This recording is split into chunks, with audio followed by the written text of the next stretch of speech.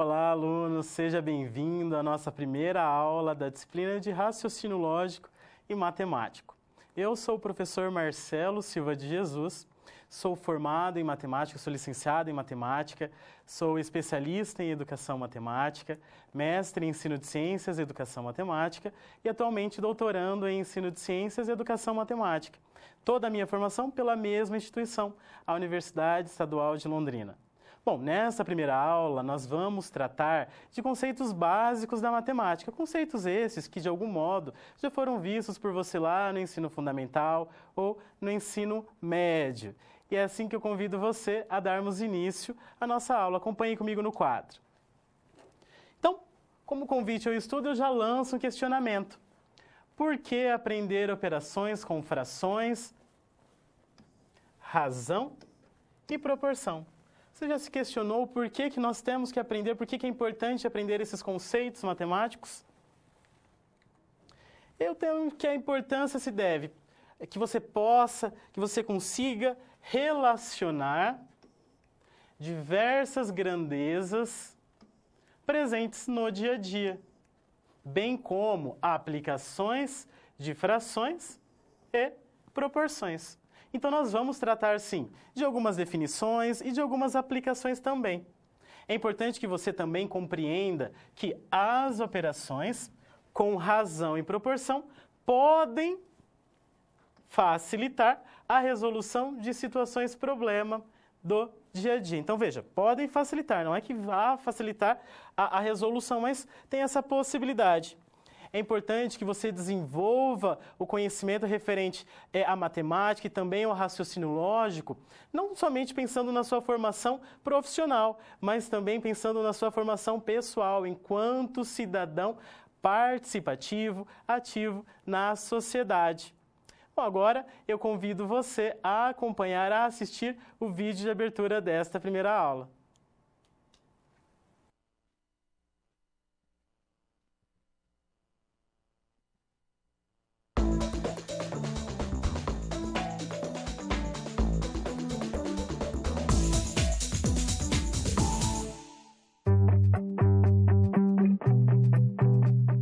Ele se prepara para bater o pênalti. A cada 10 pênaltis batidos, Costa da Silva marca 2 gols. Ai, eu não quero nem ver isso. Amigo, tem que ter coração forte. A razão entre os gols marcados por ele e os pênaltis batidos é de 2-10. Ele acerta 20% dos pênaltis que bate, em média. Pois é, ele perdeu o pênalti mesmo. Nós podemos aprender muito a partir disso. O raciocínio lógico matemático é assim. Quando menos esperamos, ele aparece na nossa vida. Às vezes trazendo boas notícias, outras vezes nem tanto. Se um jogador de futebol precisa, em média, de 10 pênaltis para marcar 2 gols, então ele precisa de 5 pênaltis para marcar 1 gol. Um jogador assim não deveria bater pênaltis. E não sou eu quem está falando, é o raciocínio lógico matemático.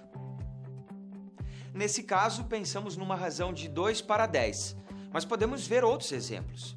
Se na sua sala de aula existem 14 mulheres e 10 homens, a razão entre homens e mulheres é de 10-14, ou seja, de 5-7. Para cada 5 meninos, existem 7 meninas. Você viu que expressamos essas razões através de frações e que as duas, mesmo tendo números diferentes, têm como resultado o mesmo número, 0,7. Essas razões são, portanto, proporcionais. Veja, se multiplicarmos o numerador de uma fração com o denominador de outra, o resultado será o mesmo. E qual a importância disso? Isso vai nos levar à regra de 3. Se temos 2 razões proporcionais e uma incógnita, podemos desvendá-la utilizando o famoso cálculo da regra de 3. E você se lembra da porcentagem de pênaltis que o Costa da Silva costuma acertar? Pois é, a porcentagem nada mais é do que a indicação de uma razão, ou melhor, uma razão percentual ou ainda uma razão centesimal. Infelizmente, você já deve ter visto as porcentagens das multas em boletos que já venceram. A multa é uma porcentagem porque seu valor depende do valor total, estabelecendo sempre uma proporção. Você deve ter percebido a utilidade de todos esses conceitos, mas talvez ainda não tenha se dado conta da importância deles para a sociedade contemporânea e, consequentemente, para todo o seu estilo de vida. Olhando para eles, você consegue enxergar conceitos matemáticos? Não dá, né? A gente nem percebe, mas a matemática está presente em nossas vidas até nas atividades mais simples. Ela também é ferramenta básica em diversas áreas do conhecimento. Quer ver? Culinária, na verdade, depende de razão e de proporção de ingredientes para você ter um resultado final. É claro, a qualidade dos ingredientes, mas sem dúvida as proporções que são usadas para a elaboração de cada receita.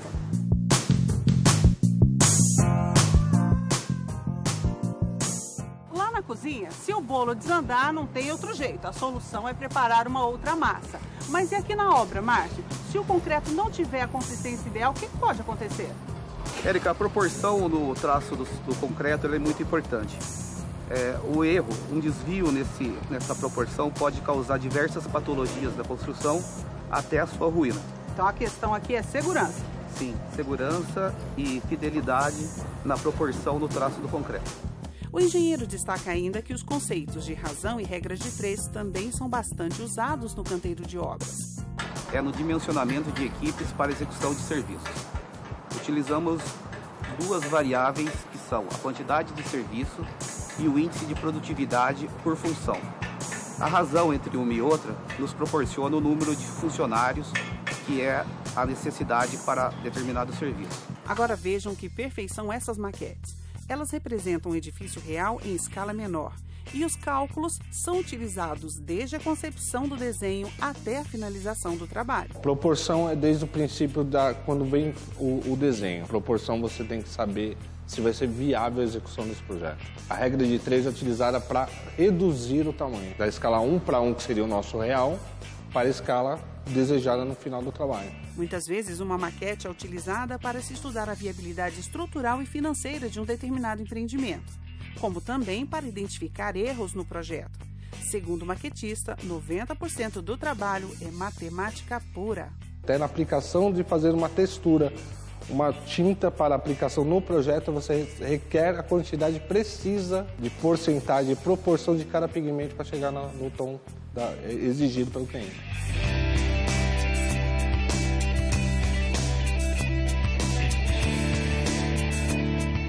Como vimos, o planejamento e a exatidão dos cálculos matemáticos é que garantem um sucesso, tanto na construção civil, na fabricação das maquetes e, claro, aqui na culinária. E eu não poderia ser injusta com a experiente Jaqueline. Está aqui o nosso bolo em excelentes proporções. Outros temas fundamentais serão tratados nessa primeira unidade. Vamos falar também das potências, e isso vai nos levar à notação científica como facilitador para a manipulação de grandes números, diminuindo as possibilidades de erro. Por fim, estudaremos os logaritmos, que são fundamentais para resolver equações onde a incógnita é o expoente. E a situação geradora de aprendizagem vai passar por todos os tipos de conhecimento que formos adquirindo ao longo dessa primeira unidade. O hobby de Diego é observar os astros, além de estudar textos antigos sobre os astrônomos do passado e as suas técnicas de medição de grandes distâncias. Por conta disso, Diego começou a se questionar como seria possível calcular a circunferência da Lua. A que porcentagem corresponde à circunferência da Lua em comparação com a da Terra? Na medida em que formos avançando nos conhecimentos dessa unidade, vamos ajudar Diego e responder essas e outras questões. Por enquanto é isso. Agora é você e os seus estudos. Acesse o livro didático, as web-aulas e também todo o material complementar no seu ambiente virtual. E é fundamental que você faça as pré-aulas e pós-aulas de todas as sessões. Bons estudos e até a próxima!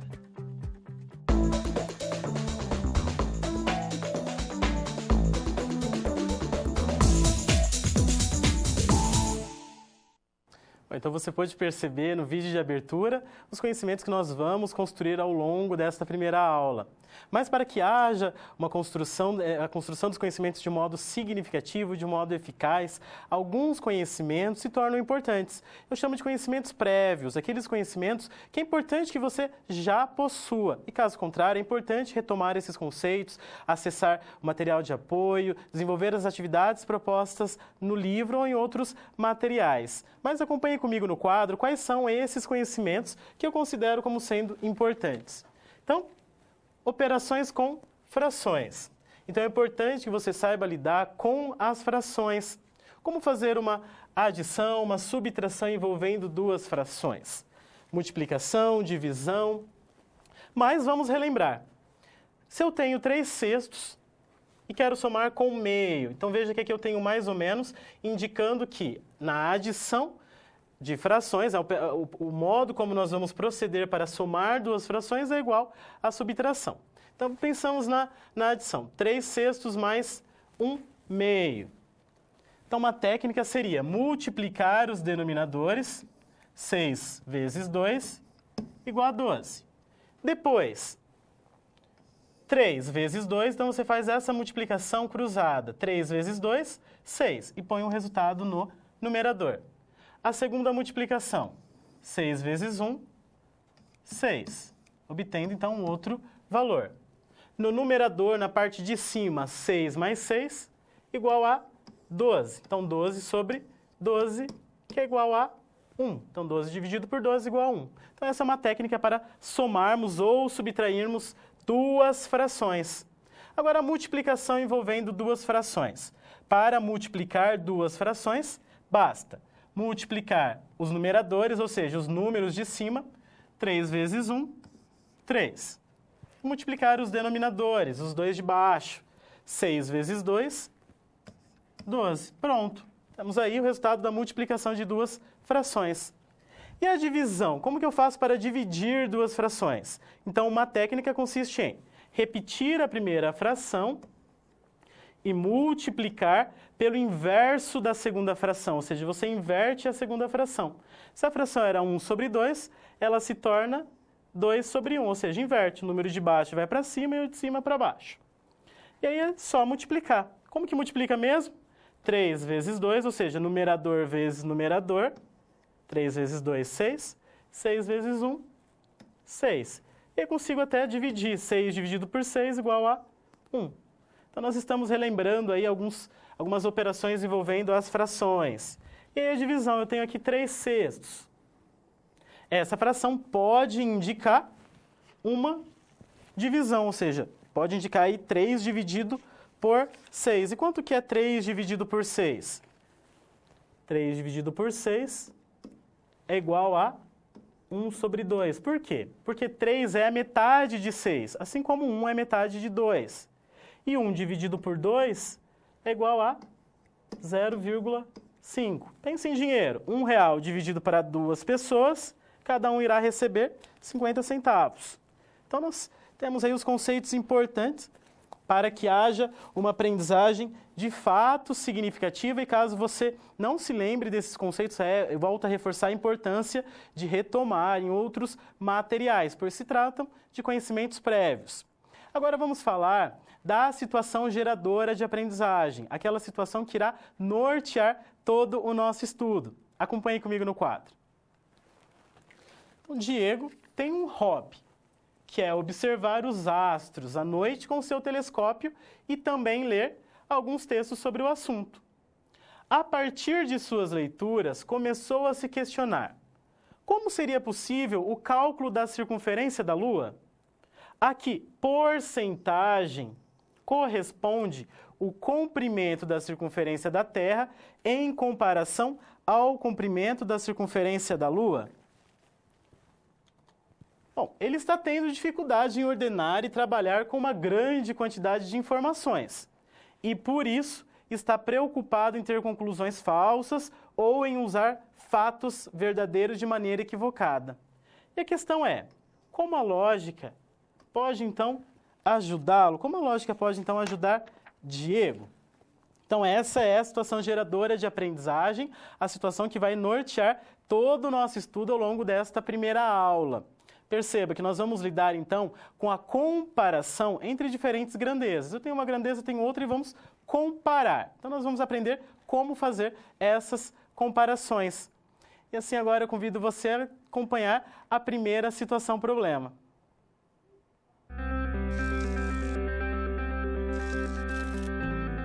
Olá, tudo bem? Espero que esteja gostando dessa aula. Como você pôde perceber, é muito importante estudar o conteúdo da pré-aula no ambiente virtual, antes de conhecer e resolver as situações-problema. Vamos lá? As etapas para compreender e resolver as SPs são simples e facilitam os seus estudos. Primeiro, é necessário conhecer e interpretar os detalhes da situação-problema, entender onde se passa a situação, quais agentes estão envolvidos e quais recursos estão disponíveis. Depois, é a hora de problematizar a situação apresentada, que são baseadas na realidade de mercado. E isso significa que seu desafio foi elaborado com base nas informações de empresas, experiência dos professores e acontecimentos do cotidiano da sua área. E por último, você vai solucionar as problemáticas. Para isso, você deve utilizar dos conceitos e das teorias vistas nas pré-aulas. Ficou claro? Então o desafio está com você. É hora da SP1. Caso surja um ponto de interrogação, você pode sempre acessar o fórum e enviar suas dúvidas, ok? Bons estudos e até mais!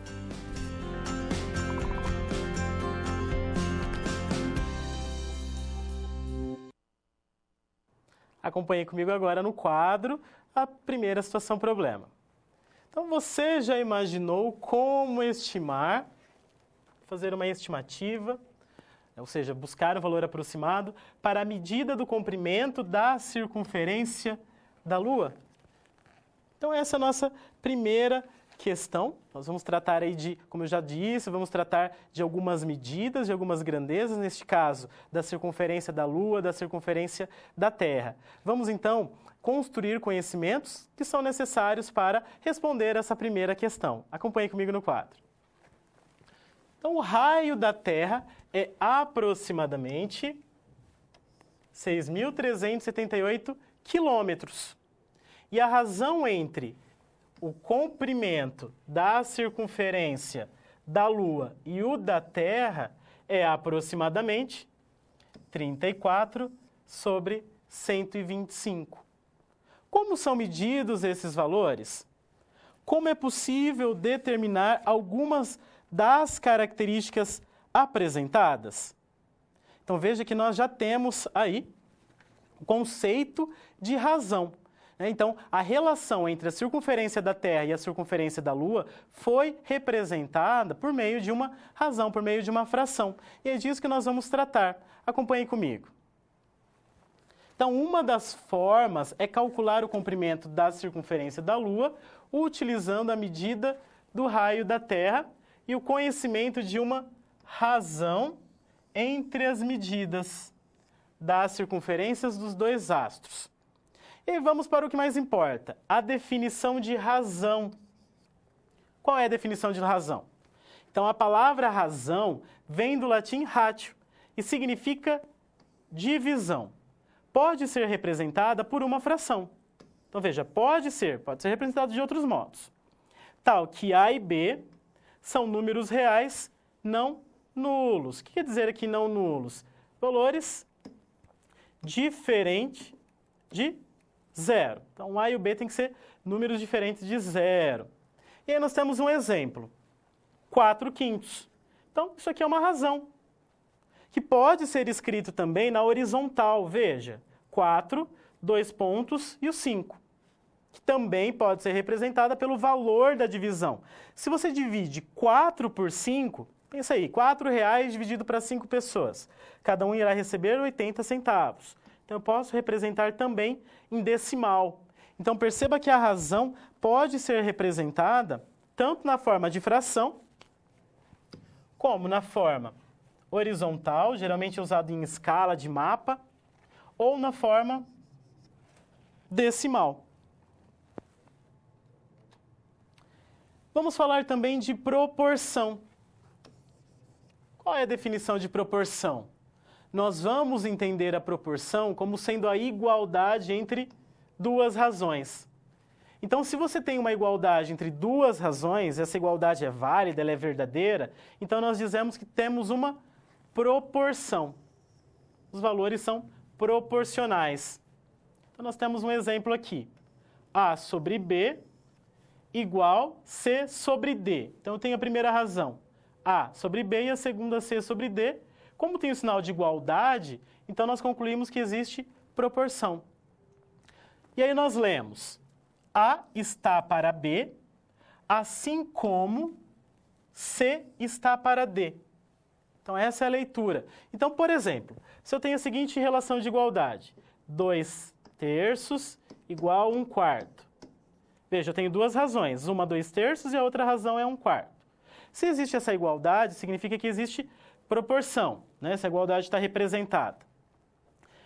Então, eu posso ler então, que 2 está para 3, assim como 1 está para 4. Podemos considerar 1 sobre 2, vamos considerar uma igualdade verdadeira. 1 sobre 2 e 2/4. Então, eu digo que 1 está para 2, assim como 2 está para 4. Então, temos proporção. Exemplo, o resultado de 5/8 é igual a 15 sobre 24. E como eu consigo verificar isso? Como eu consigo confirmar que existe aí a proporção? Veja, 5/8, se você dividir 5 por 8, você obterá o valor 0,625. E se você dividir 15 por 24, você obterá o mesmo valor. Isso significa que existe proporção, que as duas razões são de fato iguais. E aí eu posso escrever que 5 está para 8, assim como 15 está para 24. Representam o mesmo valor. Então perceba que neste primeiro momento nós tratamos de dois conceitos importantes: o conceito de razão e o conceito de proporção. O que é a razão? Então, a razão nós vamos entender como sendo a relação entre duas grandezas, entre dois valores. Quando você escreve dois valores na forma de fração, nós podemos entender isso, então, como uma razão. Essa relação aí de comparação. Já a proporção é a igualdade entre duas razões. Então, se você tem duas razões e essas duas razões são iguais, então nós dizemos que existe proporção. Deste modo, nós construímos conhecimentos já necessários para resolver a primeira questão. Acompanhe comigo no quadro a resolução. Então, temos que encontrar a medida do comprimento da circunferência da Lua. Nós temos quais informações? Que o raio da circunferência da Terra é igual a 6.378 quilômetros. Nós temos essa informação. Outra informação que já nos foi dada, que a razão entre as medidas de comprimento da circunferência da Lua com o da Terra, ou seja, comprimento da circunferência da Lua, chamado de CL, comprimento da circunferência da Lua, dividido pela circunferência da Terra, deixa eu corrigir aqui, então, circunferência da Lua sobre circunferência da Terra, satisfaz a seguinte relação: 34 sobre 125. Então, isso já foi dado. Já foi dado que a razão entre as medidas de comprimento da circunferência da Lua com o da Terra é de 34 para 125. E aí nós temos que o conceito de circunferência, já que estamos tratando de um problema que fala de circunferência, a circunferência é essa bordinha do círculo, essa borda azul. Nós chamamos de circunferência. É uma figura com uma dimensão só. E aí, a medida da circunferência é dada pela seguinte fórmula. C de circunferência é igual a 2πr, na qual o r indica o raio e o π, aquele valor aproximado de 3,14. Como já está sendo dito aqui. C, medida do comprimento da circunferência, r, medida do raio, o π é aproximadamente 3,14. Então, se essa é a fórmula, nós podemos substituir, então, os valores conhecidos. No lugar do π, substituímos por 3,14. E no lugar do R, que é o raio, nós vamos substituir por 6.378, pensando aí no raio da Terra. Então, substituindo esses valores na fórmula, apenas multiplicamos. 2 vezes 3,14, 6,28. E aí 6,28 vezes 6.378 nos dá o valor 40.053,84. Essa circunferência, então, aproximada, 40.054 quilômetros, a circunferência aproximada da Terra. Se dividirmos o comprimento da circunferência da Lua com o da Terra, o resultado deverá ser igual a 34 sobre 125. Você se lembra que foi dado no enunciado que a razão entre a circunferência da Lua e a circunferência da Terra é de 34 sobre 125. Essa é a razão. Então, nós podemos dizer que a circunferência da Lua, que eu não sei, quero descobrir, vou chamar de x, está para a circunferência da Terra, que é 40.054, assim como 34 está para 125. Então, nós podemos estabelecer essa relação de igualdade, essa relação de proporção. E aí, como que eu resolvo agora? Toda igualdade entre frações se resolve com uma multiplicação cruzada. Então, sempre que você estiver diante de uma igualdade entre frações, uma igualdade entre razões, basta multiplicar cruzado. Então, é isso que nós vamos fazer. Fazer uma multiplicação cruzada. 125 vezes x, 125x. É só pôr a letra do lado do número.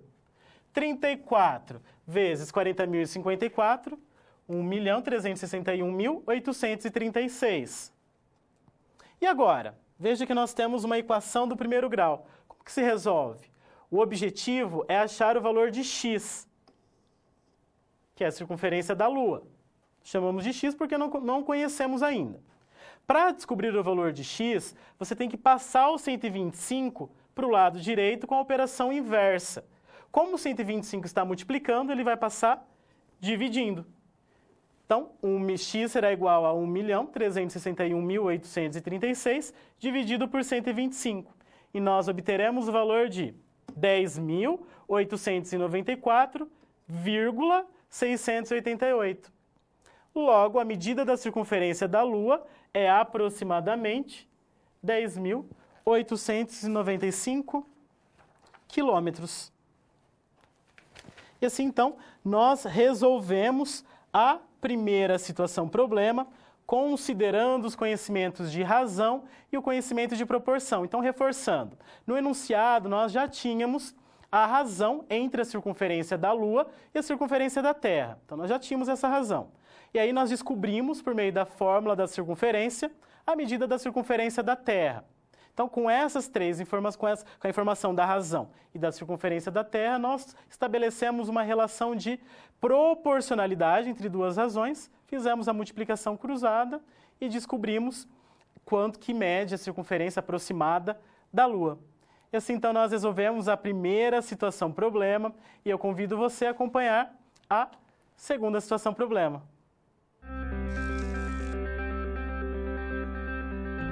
Opa, e aí? Como você se saiu com a primeira SP? Com as dicas que a gente viu, nem ficou difícil, não é mesmo? Você percebeu o caminho traçado para obter uma solução satisfatória? Primeiro, você estuda os conceitos teóricos. Em seguida, você conhece e avalia a situação. E só então você tem conhecimento suficiente para se empenhar em resolver a situação problema. Entendeu por que é importante fazer uso de todos os recursos do material didático antes de iniciar as SPs? No ambiente virtual, você encontra textos, webaulas e vídeos para enriquecer os seus estudos. Vamos para mais um desafio? Boa sorte na SP2 e até mais!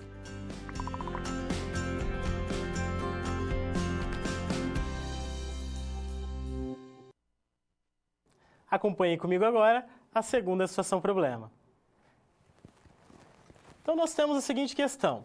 Qual é a relação e a porcentagem da medida da circunferência da Lua em relação à medida da circunferência da Terra? Então, aqui você já pode perceber que nós vamos tratar, neste momento, de porcentagem. Então, vamos construir os nossos conhecimentos, relembrar esses conceitos, que provavelmente você já tenha conhecimento, pois faz parte do nosso dia a dia. Acompanhe comigo no quadro. Então, o que é porcentagem? Porcentagem indica uma razão ou uma divisão por 100. Como o próprio nome já diz, porcentagem por cento. Então, sobre 100. Então, é uma divisão por 100. A divisão é chamada de razão percentual ou razão centesimal. Então, existem essas diferentes formas de se referir à porcentagem, essa razão percentual. E aí, vamos relembrar. Como que se calcula 20% de 350, professor? Então, para calcularmos 20% de 350, é importante que você se lembre que 20% se trata da razão, 20 sobre 100. Então, nós vamos reescrever em forma de fração, 20 sobre 100.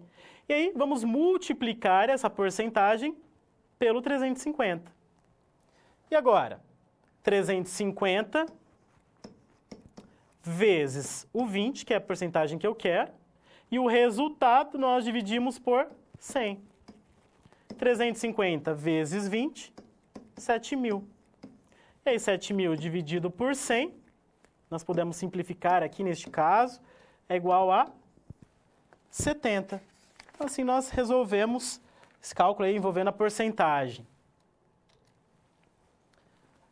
Porcentagem também satisfaz a ideia de proporcionalidade. Veja, se eu digo que 5% é igual a 25, digamos que 5% se refere a R$25. Quanto que vale 10%? Se 5% é 25, veja que 5% para 10%, o que aconteceu? O valor dobrou. Houve uma multiplicação por 2. Se a porcentagem dobrou, consequentemente, o valor que eu estou tratando, pode ser em reais, também irá dobrar. Então, se 5% é igual a 25, então 10% será 50. Veja aqui, mais relação de proporcionalidade. 10% para 50%. O que aconteceu? Houve uma multiplicação por 5. Se a porcentagem foi multiplicada por 5, consequentemente, o valor também será multiplicado por 5. E aí nós chegamos no 50%. 50% igual a 250. Se 50% é igual a 250, como que eu faço para descobrir o 100%? Então veja, se você já sabe o 50%, 100% é o quê? É o dobro.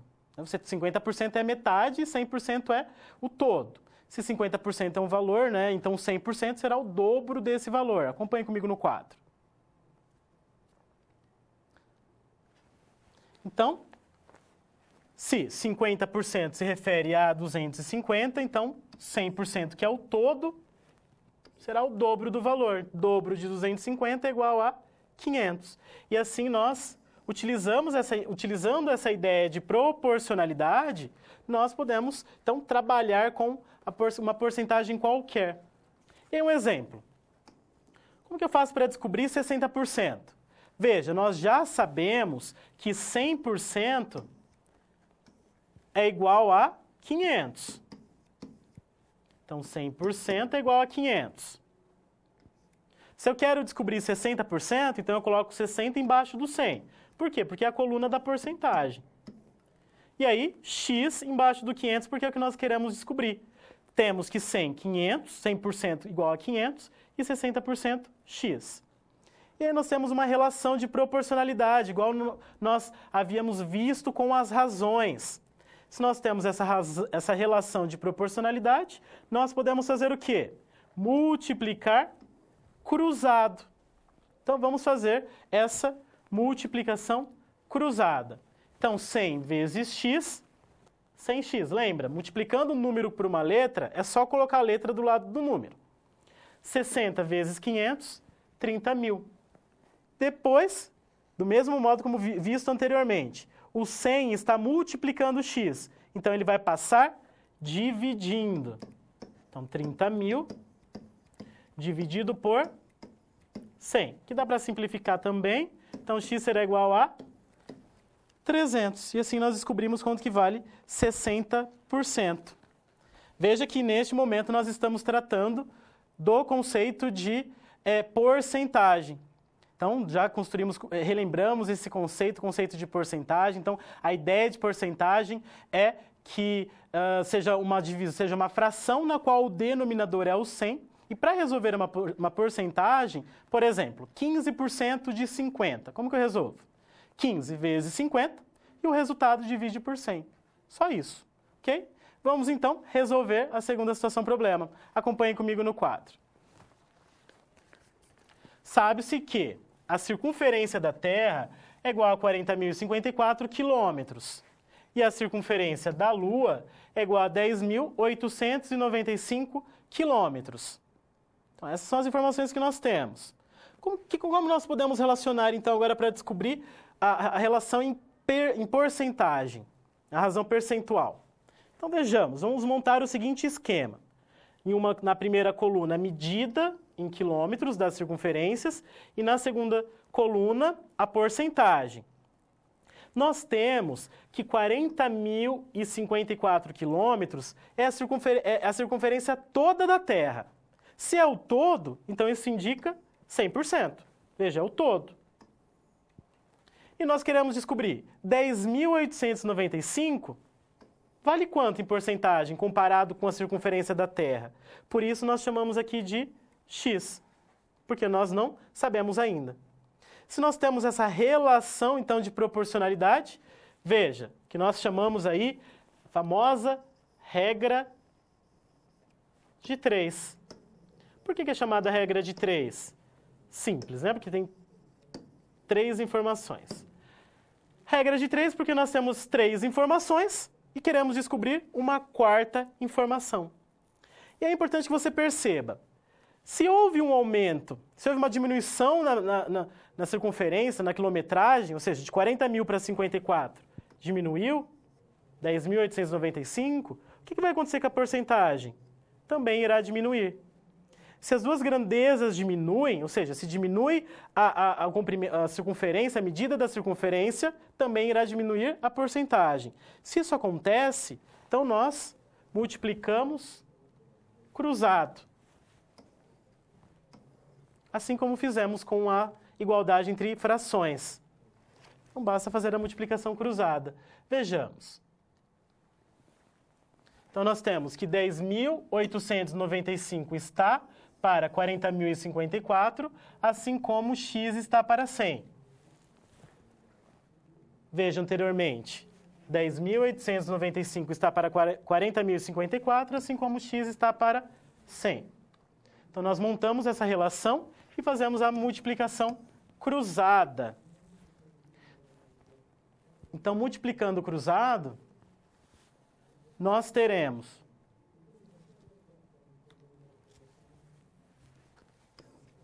40.054 vezes x igual a 40.054x e 10.895 vezes 100, nós teremos 1.089.500. Fizemos a multiplicação cruzada. Lembre-se novamente, 40.054 está multiplicando o x. Para isolar o x, nós passamos o 40.000 dividindo, com operação inversa.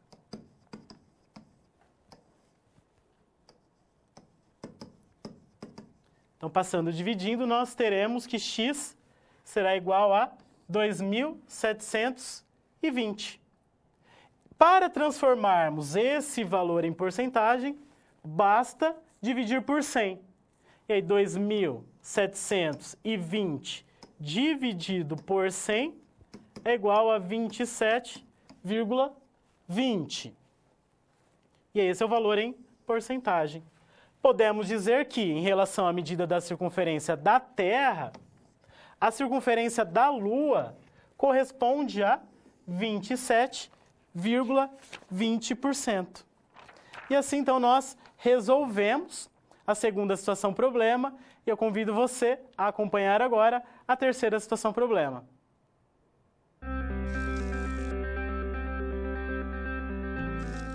Olá! Agora que você já solucionou 2 das SPs, muitas das teorias vistas na pré-aula fazem mais sentido, não é mesmo? Essa é justamente a função das situações problema, te preparar de forma mais prática para a realidade da vida profissional.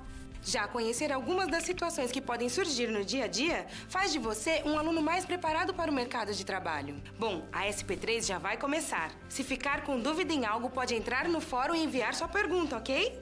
Até mais!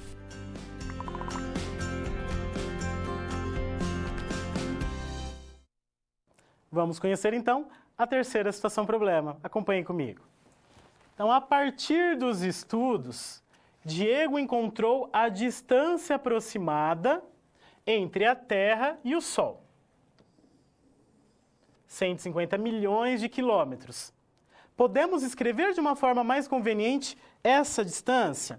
Então, neste momento, nós vamos tratar de reescrever alguns números muito grandes ou números muito pequenos, de uma outra forma, de uma forma que facilite tanto a escrita quanto a leitura. Então, acompanhe comigo no quadro. Vamos, então, à construção dos conhecimentos necessários para responder à situação problema 3.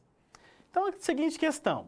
Você já se deparou com expressões matemáticas compostas por multiplicações de números repetidos? Sim ou não? Então, veja, nós temos aqui um caso. 3 vezes 3, vezes 3, vezes 3, vezes 3, vezes 3, vezes 3, vezes 3. Eu tenho uma multiplicação em que só o número 3 aparece. Então, o número 3 se repete. E aí nós temos que o 3 se repete 8 vezes. E aí nós dizemos, então, que temos 8 fatores do número 3. Então, perceba que os números de uma multiplicação são chamados de fatores. Então, neste caso, temos 8 fatores do número 3. E aí nós podemos reescrever essa multiplicação, que algumas vezes se torna inconveniente, se torna trabalhosa, de um outro modo. Como? Você coloca um número que se repete, no caso, o 3, e em cima, na parte superior direita do 3, o número de vezes que esse 3 se repete. Se repete 8 vezes. Então, nós colocamos em cima do 3 o número 8, na parte superior direita. Então, essa já é uma outra representação. Já representamos aquela multiplicação que é de algum modo grande, de um modo simples.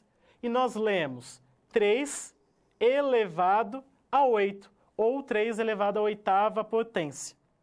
E aí perceba que resolvendo isso, resolvendo essa multiplicação, 3 vezes 3, 9, 9 vezes 3, 27, 27 vezes 3, 81, e assim por diante, 8 vezes, nós chegaremos no valor 6.561. Então, essa é uma outra forma de escrever essa multiplicação. Então, vejamos aqui. Potência, o que nós estamos tratando, é o conceito abordado. E aí a potência ela é escrita sempre deste modo. Um número embaixo e um número em cima. Eu utilizei letra aqui para ser genérico, para generalizar. Então, o número que fica embaixo, que eu estou chamando de A, ele é chamado de base, é a base da potência. O número que fica em cima, ele é chamado de expoente, é o expoente da potência. E aí, lembrando que quando você se deparar com uma potência, você sabe que essa base tem que se multiplicar tantas vezes. Vejamos alguns exemplos. O 2 elevado ao quadrado. Então, 2 elevado ao quadrado, ou 2 à segunda potência. Como que resolve isso? 2 vezes 2, que dá 4. O segundo exemplo, 2 elevado ao cubo. Como que resolve, professor? Veja, o número que está embaixo é o 2, então é o 2 que vai se repetir. E quantas vezes que se repete? 3 vezes. Então, 2 vezes 2 vezes 2, corrigindo aqui. Então, 2 ao cubo igual a 2 vezes 2 vezes 2, 3 vezes. Nós obteremos o valor 8. 2 vezes 2, 4. 4 vezes 2, 8. E 2 elevado à quarta potência. 2 elevado à quarta potência quer dizer o quê? Que o 2 vai se multiplicar 4 vezes. Então, 2 vezes 2 vezes 2 vezes 2. 2 vezes 2, 4. 4 vezes 2, 8. 8 vezes 2, 16. Então, essa é a ideia de potência. É importante, então, que você consiga estabelecer essa relação. E aí nós temos algumas diferenças. Base positiva. Quando a base for um número positivo, o resultado será positivo. 2/3 elevado à quarta potência. Como que eu resolvo isso? 2/3 vezes 2/3 vezes 2/3 vezes 2/3. E aqui você consegue perceber a importância de lidar com a multiplicação de frações. De cima vezes o de cima. 2 vezes 2, 4, vezes 2, 8, vezes 2, 16. E a multiplicação dos denominadores. 3 vezes 3, 9. 9 vezes 3, 27. 27 vezes 3, 81. E assim nós resolvemos a potência. Mas é importante que você perceba que quando a base for positiva, o resultado vai ser sempre positivo. A base negativa. Existem duas situações. Expoente par e o expoente ímpar. Quando a base for negativa, como neste caso, menos 3, veja, o expoente é 4, é um número par. Então, o resultado será positivo. Por quê? Porque tem o jogo de sinal. Menos com menos, mais com menos, menos, e menos com menos, mais. Outra situação, veja, base negativa, só que agora o expoente é um número ímpar. Menos meio vezes menos meio vezes menos meio. Numerador vezes numerador. Menos 1 vezes menos 1, 1 positivo, por conta do jogo de sinal. 1 positivo vezes menos 1, menos 1. E aí 2 vezes 2, 4. 4 vezes 2, 8. E aí chegamos no menos 1/8. Então é importante também que você estude novamente a questão do jogo de sinal. Na multiplicação ou na divisão, sinais iguais, o resultado sempre é positivo. E se os sinais são diferentes, o resultado é negativo. Isso é válido tanto para a divisão quanto para a multiplicação. Quando estudamos potência, também temos as propriedades de potenciação. Então, os cálculos envolvendo potência satisfazem algumas propriedades. Entre elas, A elevado a m vezes A elevado a n igual a A elevado a m mais n. Acompanhe comigo na câmera de documentos. Então, veja, trouxe aqui um exemplo para que vocês acompanhem. Então, a propriedade diz A elevado a m vezes A elevado a n igual a A elevado a m mais n. O que isso quer dizer? Que se você tem uma multiplicação entre duas potências em que os de baixo são iguais, você repete essa base, repete esse número, e o que faz com os de cima? Soma. Então, 2 mais 5, 7. Então, é apenas uma mudança de escrita. A ideia é facilitar a notação. Vejamos um outro exemplo, uma outra propriedade. Propriedade envolvendo a divisão. A elevado a m dividido por A elevado a n. Perceba que a ideia é a mesma, as bases são iguais. O que eu faço? Repito a base e subtraio os expoentes. 3 elevado a 5 dividido por 3 elevado a 2. Veja este exemplo. As bases, os de baixo, são iguais. Então, eu repito e eu subtraio os expoentes. O expoente de cima, 5, menos o de baixo, que é o 2. 5 menos 2, 3. Vejamos uma outra propriedade. A elevado a m elevado a n. Eu tenho uma potência dentro do parênteses e o expoente fora. O que eu faço? Repito a base e multiplico os dois expoentes, os dois números que estiverem em cima. Veja o exemplo, 3 elevado a 2 elevado a 5. Então, eu repito essa base e multiplico os expoentes. 2 vezes 5, 10. Então, essa é outra propriedade. A quarta propriedade. Tenho dois números se multiplicando entre parênteses e o expoente fora. Então, eu posso distribuir, posso colocar esse expoente que está fora para os dois números dentro do parênteses. Veja o exemplo. 2 vezes 3 elevado a 4. Então, eu tenho uma multiplicação dentro do parênteses. E o expoente 4 fora. O que eu faço? Coloco o 4 em cima do 2 e coloco o 4 em cima do 3 também. Ok? É um outro modo de reescrever essa potência. A última propriedade. Uma divisão dentro do parênteses. E aí o expoente fora. O que eu faço?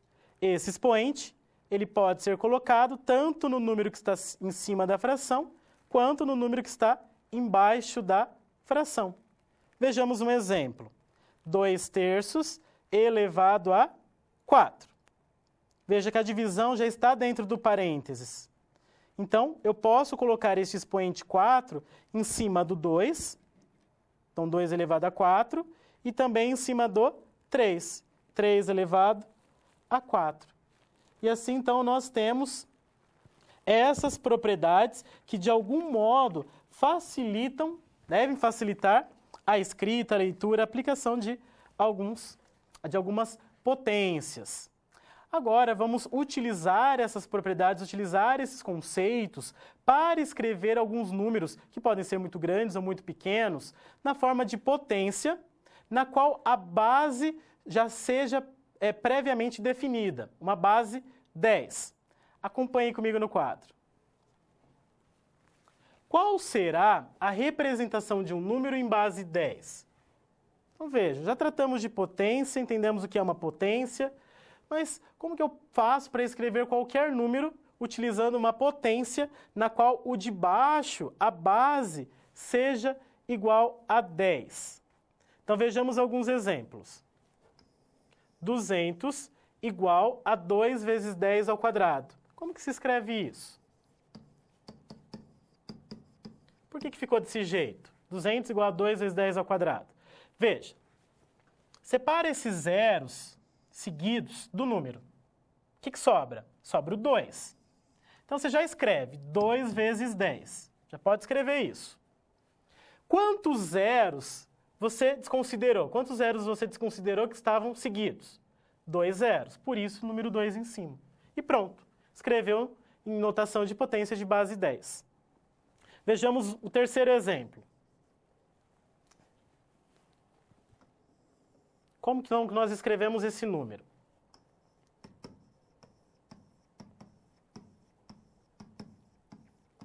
$3.400.000.000. Separa os zeros que são seguidos. Então, vamos separar aqui. O que sobra? 34. Então, você já coloca 34 vezes 10. Quantos zeros você separou? 8. Por isso, o 8 em cima do 10. Pronto. Já escreveu em forma de potência de base 10. Vamos ver agora um caso em que temos um número decimal, um número com vírgula. Este caso é um pouco diferente. Você separa os zeros que estão seguidos, e aí o número que sobra é o 85. Então, considera apenas o 85. Vezes 10, e aí o expoente, quando o número for decimal, estiver depois da vírgula, o expoente ele é negativo. E que número que será negativo em cima? Aí você precisa contar quantos algarismos tem depois da vírgula. Então, nós temos 1, 2, 3, 4, 5, 6, 7, 8, 9, 10 algarismos após a vírgula. Por isso, o número 10 em cima. E assim nós escrevemos, então, qualquer número na forma de potência de base 10. Observe que a notação científica exige que o número b, que multiplica a potência de 10, seja um número que esteja compreendido entre 1 e 10. Então, se eu estiver falando em notação científica, eu tenho que o número a ser escrito precisa estar entre 1 e 10. Precisa ser maior que 1 e menor que 10. Assim, o número 44 vezes 10 elevado a 3, ele tem que ser reescrito. Então, 44 vezes 10 elevado a 3, o número 44 precisa ser reescrito para ficar entre 1 e 10. Então, eu desloco a vírgula uma casa para a esquerda. A vírgula do número 44 está depois do último 4. Então, deslocando uma casa para a esquerda, fica entre os dois 4. E aí, 10 elevado a 4. Por que 4? Porque eu tive que deslocar uma casa, a vírgula. A vírgula deslocou uma casa, ela estava depois do 44 porque era um número inteiro. Como ela deslocou uma casa para a esquerda, então o expoente aumentou uma unidade. Vejamos o outro caso. 37 vezes 10 elevado a menos 6. Então, veja que eu tenho que deixar o 37 entre 1 e 10. Então, a vírgula do 37 está depois do 37. E aí tem que deslocar uma casa para a esquerda. Então, teremos o número 3,7. Como deslocou uma casa para a esquerda, o expoente tem que aumentar uma unidade. Menos 6 mais 1 é igual a menos 5. Lembre-se, se você deve 6 e ganha 1, então você vai dever só 5. Então, aí nós reescrevemos em notação científica esses valores. Então, nós tratamos de outros conceitos neste terceiro momento, o conceito de potência, que nos levou à construção do conhecimento de notação científica. Vamos, então, resolver a terceira situação problema. Acompanhem comigo. Assim, para ajudar Diego a solucionar seu problema, podemos escrever o número 150 milhões em base 10. Aplicando o padrão estudado anteriormente, temos este valor reescrito da seguinte forma, só corrigindo aqui. Então, 150 milhões. Como que ele pode ser reescrito? Em forma de potência de base 10. Vamos lá. Separa os zeros do número, os zeros que estão seguidos. O que sobra? 15. E aí nós multiplicamos por 10 elevado ao tanto de zero. O número de zeros que foram separados. Então, foram separados 1, 2, 3, 4, 5, 6, 7. Então, 15 vezes 10 elevado a 7. E assim nós reescrevemos o número na forma de potência de base 10. Se fosse notação científica, nós teríamos que deixar o 15 entre 1 e 10. Então, a vírgula iria deslocar uma casa para a esquerda. E aí teremos 1,5 vezes 10. Lembre-se, se você deslocou uma casa para a esquerda, se a vírgula estava depois do 5 e você deslocou uma casa para a esquerda, então, aumenta-se uma unidade do expoente do 10. Então, 7 mais 1, 8. E aí sim nós teremos a notação científica.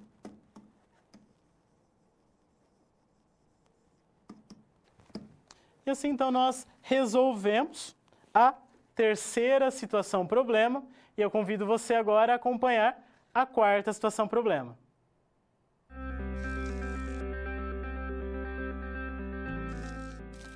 O trabalho de um bom profissional é a soma de conhecimento e experiência. O conhecimento você obtém estudando a pré-aula, tirando dúvidas no fórum, acessando as web-aulas, ou seja, fazendo bom uso dos materiais oferecidos aqui no ambiente virtual. Já para ter experiência antes mesmo de ir para o mercado de trabalho, você precisa se empenhar na resolução das SPs. Lembre-se, quanto mais você se dedicar analisando com atenção, fazendo anotações na hora de levantar hipóteses, procurando diferentes soluções até obter a melhor, mais preparado você estará para desempenhar sua profissão. Você já resolveu 3 desafios, mas ainda falta a SP4. Se dedique, hein?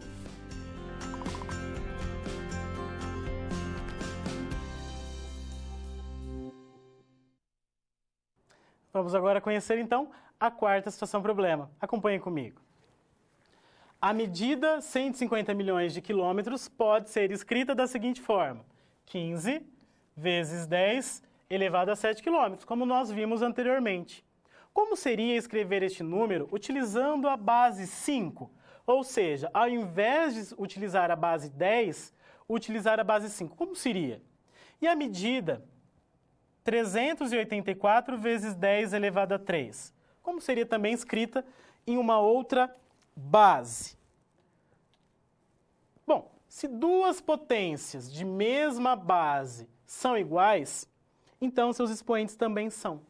Então nós temos aqui já uma propriedade. Se você tem duas potências em que as bases são iguais, então se você tem duas potências iguais, pense em duas potências iguais. Se as bases já são iguais, consequentemente, obrigatoriamente, os expoentes, os de cima, também serão iguais. Continue acompanhando comigo. Então temos aqui o exemplo. 2 elevado a 4 é igual a 2 elevado a n. Veja, eu tenho uma igualdade entre duas potências. As bases são iguais? São, é a mesma base, a base é 2. Se as bases são iguais, então você pode desconsiderar as bases e igualar os expoentes. Então, n é igual a 4. E aí você descobre o valor de n. Exemplo, qual é o expoente que, aplicado à base 6, resulta em 7.776? Então, ele está perguntando, se você tem uma potência em que a base é 6, qual tem que ser o expoente para que o resultado seja 7.776? Ou seja, quantas vezes que o 6 tem que se multiplicar para dar 7.776? Vejamos. Nós temos que 6 elevado a 0 é igual a 1. É importante que você perceba que todo número elevado a 0 vai dar 1, exceto o 0 elevado a 0. Por quê? Porque isso aqui não existe. Agora, qualquer outro número elevado a 0, o resultado será 1. 6 elevado a 1, 6. 6 elevado a 2. Como que resolve 6 elevado a 2? 6 vezes 6, que dá 36. 6 elevado a 3. 6 vezes 6 vezes 6, que é igual a 216.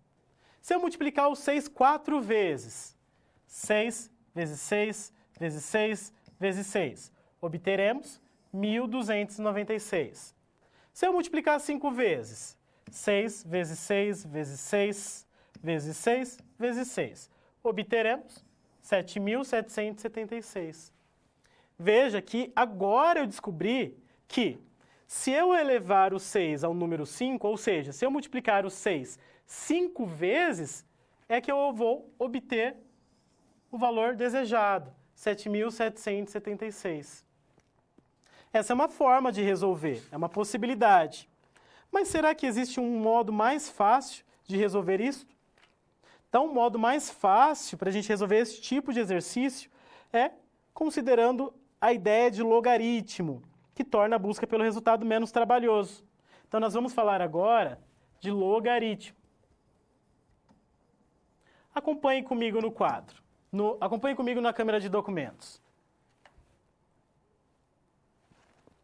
Então, nós temos a seguinte definição de logaritmo. Dados os números A, B e C, números quaisquer, temos o logaritmo de B na base A é igual a C se somente C, A elevado a C, for igual a B ou ainda... Bom, bem complicada essa definição, mas preste atenção na notação matemática. É isso que é importante que você saiba, que você consiga entender. Quando você estiver diante dessa notação, que nós lemos, log de B na base A igual a C, isso é a mesma coisa que fazer A elevado a C igual a B. Então, essa é uma relação bastante importante. Então, A, esse número de baixo, elevado ao C. Então, A elevado a C sempre vai ser igual ao número que estiver aqui na frente. Sempre vai ser igual ao B. E aí nós temos algumas condições. Quais são essas condições? O B precisa ser um número maior do que 0, ou seja, positivo. O A também, precisa ser um número positivo. Então, tanto esse número na base quanto o número na frente da palavra log precisam ser números positivos. E o A, essa base, esse número que fica embaixo, precisa ser diferente de 1. Então, essas são as condições. Acompanhe comigo no quadro algumas propriedades relacionadas aos logaritmos. Então, nós temos algumas propriedades, assim como as propriedades trabalhadas com a potência. Mas aqui a ideia é que você se lembre daquilo que eu acabei de dizer com relação à definição. O log de b na base a igual a c, isso quer dizer que o a elevado a c é igual ao b. Essa é a regra que é importante neste momento que você saiba. Existem outras propriedades, outras regras, mas essa é a mais importante neste momento. Outra regra importante é sobre mudança de base. Então, como que eu faço mudança de base de um logaritmo? Eu tenho log de b na base a é igual a log de b na nova base, dividido por log de a na nova base. Vejamos com um exemplo. Log de 8 na base 2 é igual ao quê? É igual a x, é isso que eu quero descobrir. Então, vou aplicar a primeira regra que eu falei para vocês. 2 elevado a x igual a 8. Então, eu escrevo 2 elevado a x é igual a 8. Ou seja, o 2 tem que se multiplicar quantas vezes para dar 8? O 2 tem que se multiplicar 3 vezes. Por isso que o x é igual a 3. E com relação à mudança de base. Vejamos um exemplo para mudança de base. Log de 8 na base 2. Eu quero mudar para a base 3. Não quero mais usar a base 2. Então, eu tenho que escrever log do 8 nessa nova base, que é a base 3, dividido pelo log da base antiga, que era o 2, com a base nova. E assim eu faço a mudança de base. Vejamos outros exemplos. Log de 32 na base 0,25. Vamos acompanhar aqui a resolução. Então, pela regra, 0,25 elevado a x é igual a 32. E aí eu tenho essa equação. 0,25 é a mesma coisa que 1/4. 1 dividido por 4 dá 0,25. Por isso, houve uma substituição. Acaba sendo mais fácil trabalhar com fração neste caso. Outra mudança. O 4 foi reescrito como 2 ao quadrado. 2 ao quadrado é a mesma coisa que 2 vezes 2, que é igual a 4. E aí depois houve o quê? O 2 elevado a 2 foi colocado no expoente, no numerador, corrigindo. Então, 2 elevado a 2, que estava embaixo, ele foi colocado em cima. Ou seja, foi tirado da fração. Quando isso ocorre, nós devemos mudar o sinal do expoente. Perceba, 1 elevado a 2 ao quadrado é igual a 2 elevado a 2. Eu mudei, eu coloquei o 2 elevado a 2 em cima. Então, eu mudo o sinal do expoente. Ele era positivo, fica negativo. Como nós tínhamos o expoente x, então nós vamos aplicar aquela regra de multiplicar o expoente dentro da fração, dentro do parênteses, pelo expoente fora do parênteses.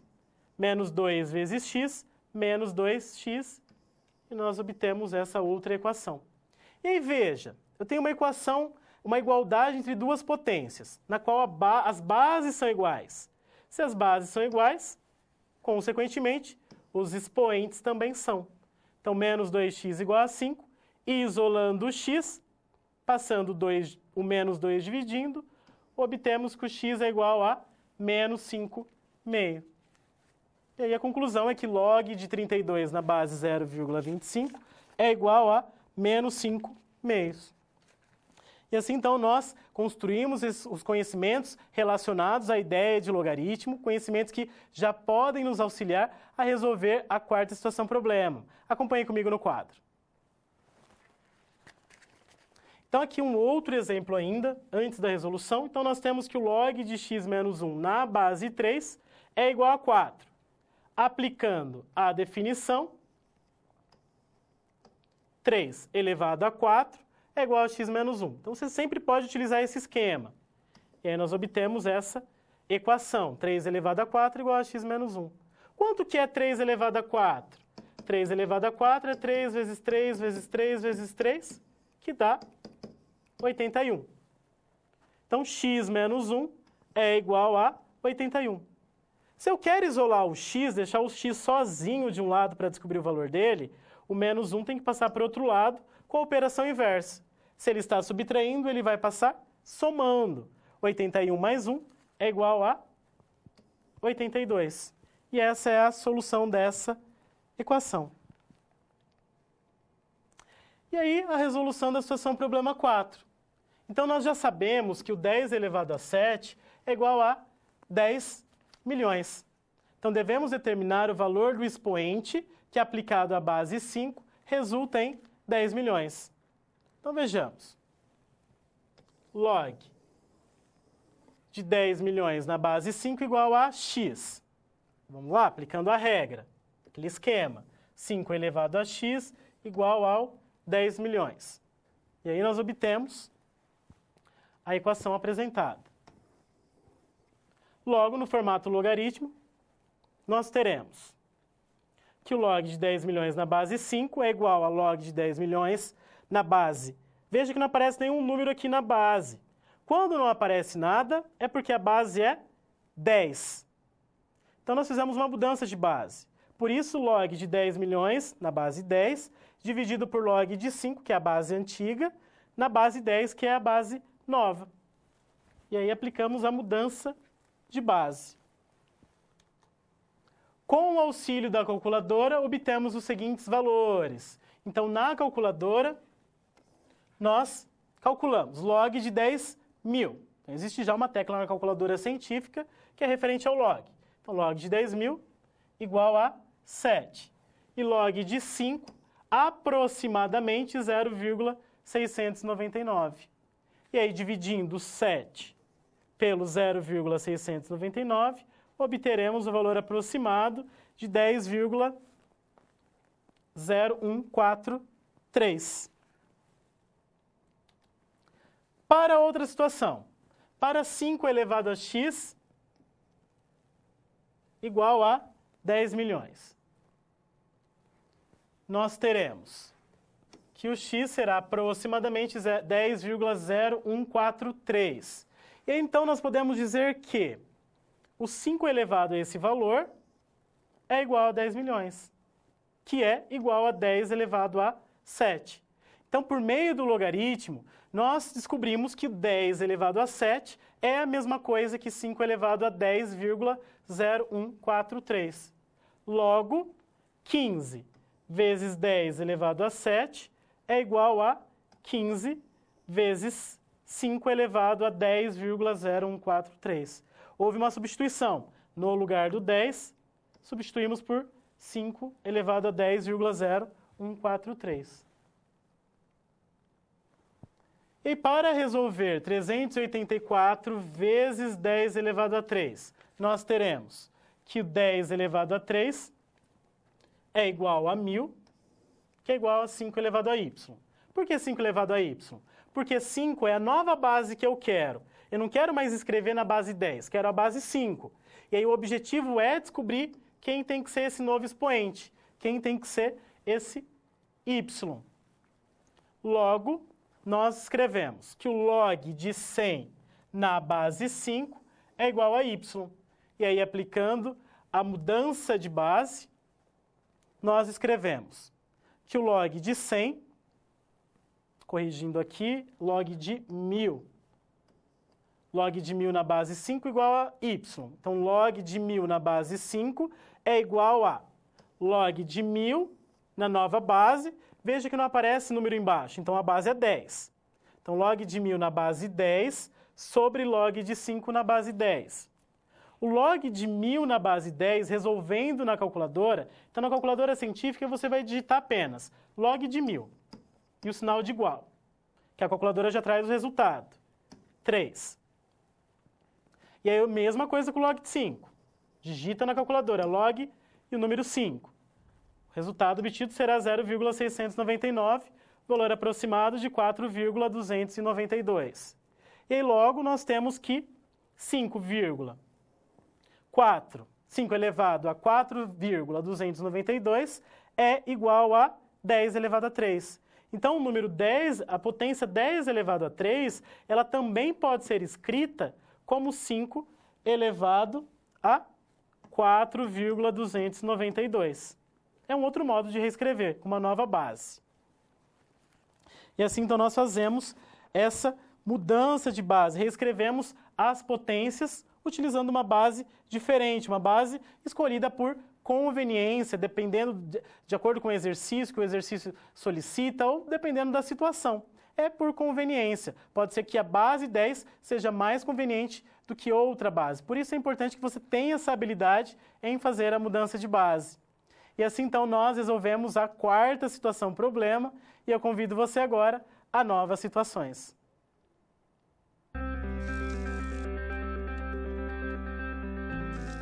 E agora que todos os desafios foram concluídos com sucesso, é hora de refletir sobre o que foi visto. O objetivo das SPs é ampliar o seu conhecimento e te ensinar a como utilizar na sua realidade profissional os conceitos vistos aqui. Essa é uma metodologia que exige muita proatividade e empenho da sua parte, já que segue o modelo de uma das tendências mais avançadas no mundo, a sala de aula invertida. E em contrapartida, vai te transformar num profissional diferenciado e mais qualificado para desempenhar as funções da sua profissão. Por isso, faça bom uso dos materiais e das interatividades oferecidas. Ah, não deixe de acessar o seu ambiente virtual e completar a sua pós-aula, ok? Cada parte do processo é essencial para a sua aprendizagem. Até mais!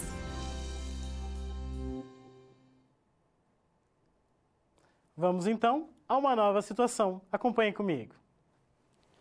Uma das atribuições do IBGE, Instituto Brasileiro de Geografia e Estatística, é a realização do censo. Este, por sua vez, é uma pesquisa de nível nacional, onde são verificados vários aspectos econômicos e sociais dos brasileiros. De acordo com as projeções do IBGE, a população brasileira no ano de 2013 foi de aproximadamente 201 milhões de pessoas. Já no ano de 2027, estima-se que seja 220 milhões de pessoas. De quanto será o aumento na população em base 10? Então, o objetivo aqui é o quê? É reescrever esses números, que estão de algum modo, números grandes, números muito extensos, escrever com uma notação mais simples, que facilite a escrita e facilite a visualização, facilite a leitura. Acompanhe comigo no quadro como podemos fazer essa mudança. Então, nós temos que 201 milhões pode ser escrito como 201, lembra, separa os zeros que são seguidos, o número que sobra é o 201. E aí multiplica por 10 elevado a esse número de zeros. Quantos zeros tem? 1, 2, 3, 4, 5, 6. Então, escrevemos na forma de potência de base 10. Fazemos a mesma coisa com 220 milhões. Fica 220 vezes 10 elevado a 6. E aí subtraímos. Fazendo a subtração de 220 milhões menos 201 milhões, obtemos qual valor? 19 milhões.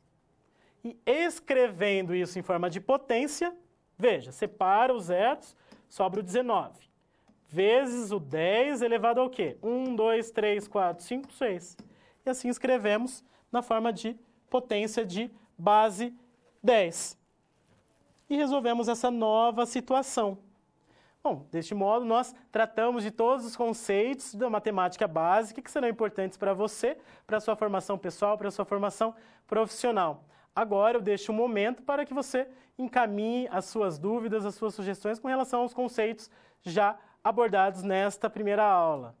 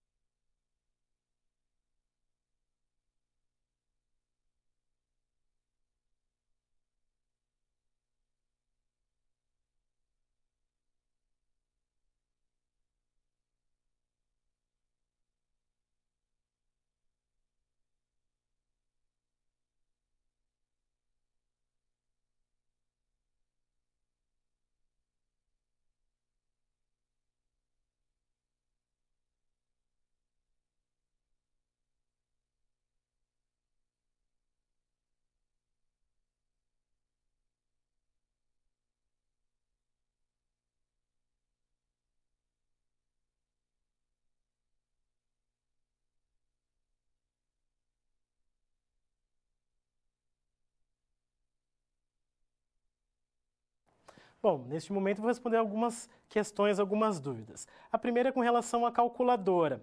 Acompanhe comigo na câmera de documentos. Então, essa é a calculadora que eu utilizo. Então, nas minhas aulas, eu sempre vou usar como referência essa calculadora, a calculadora científica. Não há necessidade para essa disciplina uma calculadora mais avançada, ok? Porque já tem as ferramentas que nós precisamos. Então, temos o log na calculadora, então essa tecla que está escrito log é aquela tecla que nós vamos utilizar. Então, por exemplo, log de 1000. Aperta igual, tem o resultado, log de 1000 igual a 3. Log de 5 igual, e aí aproximadamente 0,698. Então essa calculadora tem as ferramentas necessárias. O chapéuzinho que tem aqui na calculadora, esse acento circunflexo, é o da potência. Então se eu quero resolver 3 elevado a 5, eu faço 3, aperto a tecla do chapéuzinho e o expoente. Isso quer dizer 3 elevado a 5, igual obtenho o valor da potência. Então é a calculadora que nós vamos utilizar. Outra dúvida que foi encaminhada é com relação ao raio. Qual é o conceito de raio? O conceito de raio não é o objeto de estudo dessa nossa aula, mas o raio é a distância entre a circunferência, entre a borda de um círculo até o ponto central. Isso é o raio. Como pensa numa bicicleta, na roda de uma bicicleta. Nós temos lá os raios. Então, é aquela distância que liga o pneu até o centro da roda. Então, essa ideia é a ideia de raio. Outra dúvida é com relação à situação problema 4. Então, onde que saiu o número 5?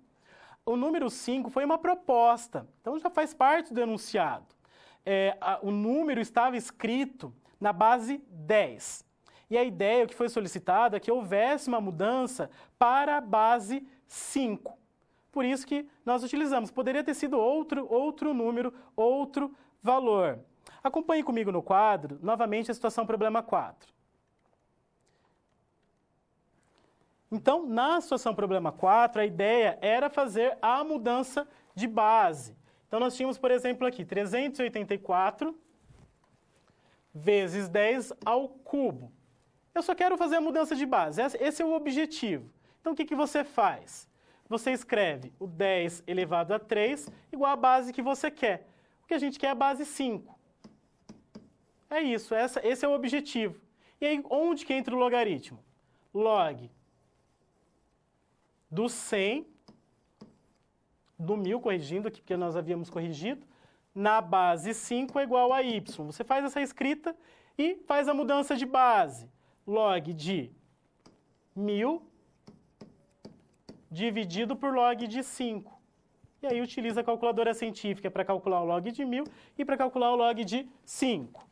E onde nós utilizamos o conceito de log na sua formação profissional? Veja, a ideia de log, a função logarítmica, ela é aplicada em diferentes situações, principalmente naquelas situações que descrevem um aumento populacional, que estão relacionados à população, e à economia. Muitas situações da economia são expressas, são representadas por meio da função logarítmica. Então, o crescimento econômico de uma empresa, o decrescimento, quando que terá o maior lucro, quando que terá o menor lucro, todas essas situações podem ser descritas por meio de uma função logarítmica. Por isso, a importância de se estudar este conceito.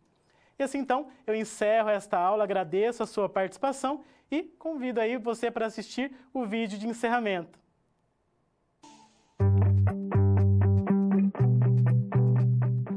O que você achou dessa primeira unidade de raciocínio lógico matemático? Bom, uma coisa é certa, as aplicações deste conteúdo são quase infinitas. Você se lembra dos problemas que Diego teve que resolver? O primeiro problema foi desvendar o comprimento da circunferência da Lua.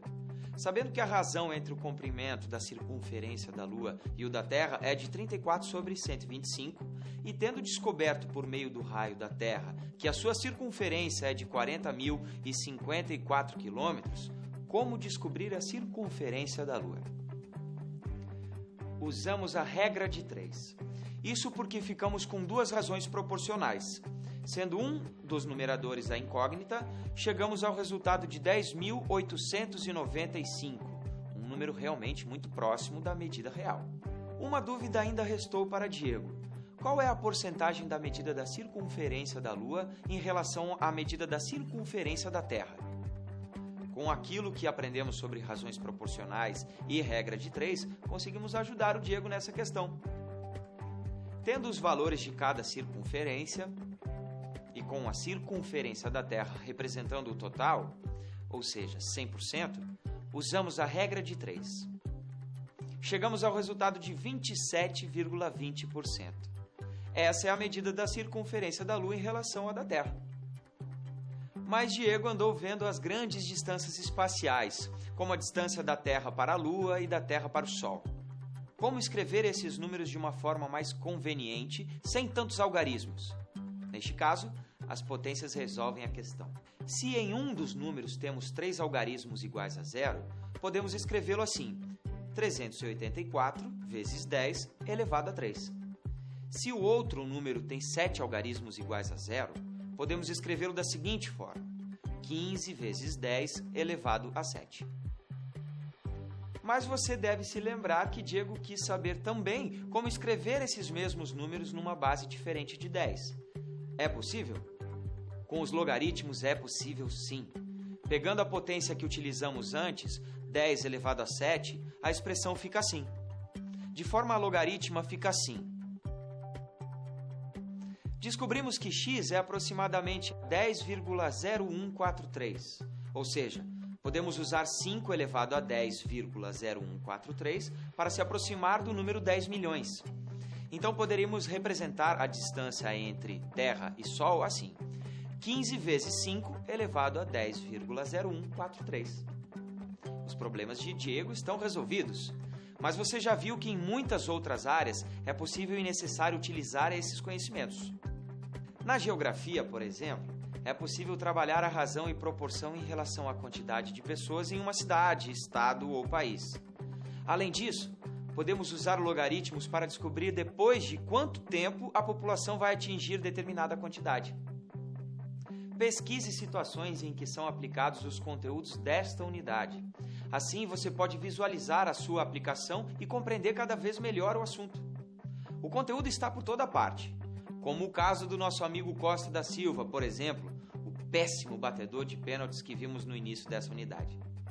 Agora ficamos por aqui. Não deixe de consultar sempre o seu material complementar e tenha certeza de que é muito importante fazer as pré-aulas e pós-aulas de todas as sessões. E vamos torcer para que o técnico do time comece a raciocinar matematicamente e não coloque mais o Costa da Silva para bater pênaltis. Tchau e bons estudos para você!